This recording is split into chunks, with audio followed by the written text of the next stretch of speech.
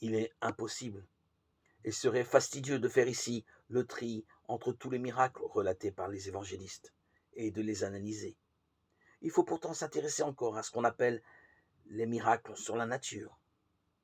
Les spécialistes soulignent en effet volontiers que le miracle ne s'oppose pas aux lois naturelles. Il s'y juxtapose. C'est la maladie qui est contraire aux lois naturelles, pas la guérison. Dieu peut l'impossible, mais le Créateur ne se contredit pas. Il renouvelle sa création en la réconciliant avec lui. On recense dans les évangiles 4 grands miracles sur la nature: la tempête apaisée, la marche de Jésus sur les eaux, la multiplication des pains et les résurrections des morts.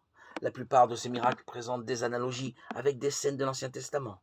Dieu, dans le psaume 35, apaise le fracas des mers, le fracas de leurs flots et l'agitation des peuples. Dans le livre de Job, il foule les houles des mers. Dans le récit de l'Exode, il nourrit les Hébreux dans le désert en répandant la manne. Dans le premier livre des rois, Élie ressuscite le fils d'une veuve. Et dans le deuxième, Élisée en fait autant pour le fils d'une notable israélite, la Shunamite. Celle-ci avait déjà bénéficié d'un miracle puisqu'il lui avait permis d'engendrer ce garçon, alors que, telle Élisabeth, la cousine de Marie, est désespérée d'enfanter, d'autant que son mari était très âgé.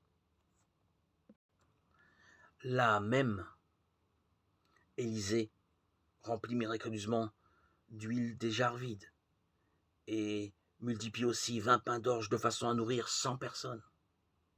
Ainsi par le Seigneur, dit-il, on mangera et il y aura des restes.